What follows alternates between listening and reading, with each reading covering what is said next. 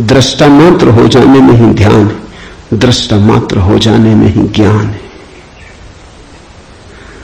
इसके पहले कि हम सूत्र में उतरे, अष्टवक्र के संबंध में कुछ बातें समझ लेनी जरूरी है। ज्यादा पता नहीं, क्योंकि न तो वे सामाजिक पुरुष थे न राजनीतिक, तो इतिहास में कोई उल्लेख नहीं है। बस थोड़ी सी घटनाएं ज्ञात हैं, वो भी बड़ी अजीब, भरोसा करने योग्य नहीं, लेकिन समझोगे तो बड़े गहरे अर्थ खुलेंगे। पहली घटना, अष्टावक्र पैदा हुए उसके पहले की, पीछे का तो कुछ पता नहीं। गर्भ की घटना, पिता बड़े पंडित, अष्टावक्र मां के गर्भ में। पिता रोज वेद का पाठ करते और अष्टावक्र गर्भ में सुनते। एक दिन अचानक गर्भ से आवाज आती कि रुको भी, ये सब बकवास है, ज्ञान इसमें कुछ भी नहीं, बस शब्दों का संग्रह।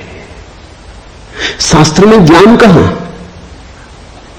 ज्ञान स्वयं में, शब्द में सत्य कहां? सत्य स्वयं में।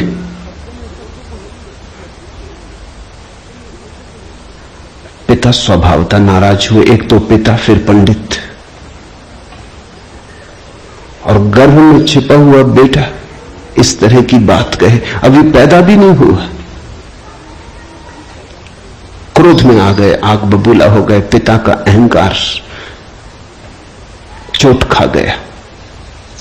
फिर पंडित का अहंकार, बड़े पंडित थे, बड़े विवादी थे, शास्त्रार्थी थे, क्रोध में अभिशाप दे दिया कि जब पैदा होगा तो 8 अंगों से टेढ़ा होगा, इसलिए नाम अष्टावक्र। 8 जगह से कुबड़े पैदा हुए, 8 जगह से ऊंट की भांति, इर्छे तिरछे। पिता ने क्रोध में शरीर को विक्षत कर दिया। ऐसी और भी कथाएं हैं। कहते हैं बुद्ध जब पैदा हुए तो खड़े खड़े पैदा हुए। मां खड़ी थी वृक्ष के तले, खड़े खड़े, मां खड़ी थी, खड़े खड़े पैदा हुए। जमीन पर गिरे नहीं कि चले, 7 कदम चले। 8वें कदम पर रुककर 4 आर्य सत्यों की घोषणा की कि जीवन दुख है। अभी 7 कदम ही चले हैं पृथ्वी पर कि जीवन दुख है, कि दुख से मुक्त होने की संभावना है, कि दुख मुक्ति का उपाय है, कि दुख मुक्ति की अवस्था है, निर्वाण की अवस्था है। लाओत्सु के संबंध में कथा है कि लाओत्सु बूढ़े पैदा हुए, 80 वर्ष के पैदा हुए, 80 वर्ष तक गर्भ में ही रहे। कुछ करने की चाह ही न थी तो गर्भ से निकलने की चाह भी न हुई,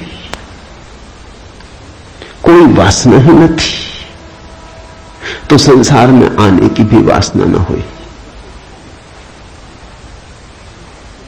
जब पैदा हुए तो सफेद बाल थे, 80 वर्ष के बूढ़े थे।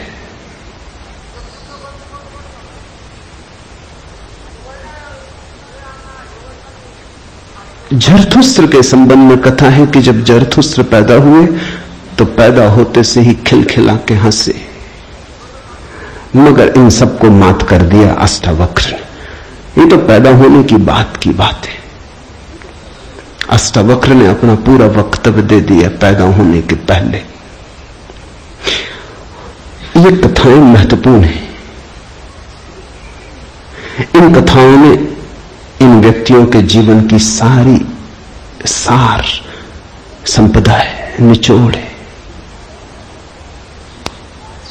बुद्ध ने जो जीवन भर में कहा उसका निचोड़, बुद्ध ने अष्टांगिक मार्ग का उपदेश दिया तो 7 कदम चले, 8वें पर रुक गए। 8 अंग है कुल। पहुंचने की अंतिम अवस्था है सम्यक समाधि। उस समाधि की अवस्था में ही पता चलता है जीवन के पूरे सत्य का। वो 4 आयु सत्यों की घोषणा करती। लाओ त्सु बूढ़ा पैदा हुआ। लोगों को 80 साल लगते हैं, तब भी ऐसी समझ नहीं आ पाती। बूढ़े होकर भी लोग बुद्धिमान कहां हो पाते। बूढ़ा होना और बुद्धिमान होना पर्यायवाची तो नहीं। बाल तो धूप में भी पकाए जा सकते हैं। लाओ त्सु की कथा इतना ही कहती है कि अगर जीवन में त्वरा हो, तीव्रता हो, तो जो 80 साल में घटता है वो 1 क्षण में घट सकता है। प्रज्ञा की तीव्रता हो तो 1 क्षण में घट सकता है। बुद्धि मलिन हो तो 80 साल में भी कहां घटता है। जरथुस्त्र जन्म के साथ ही हंसे। जरथुस्त्र का धर्म अकेला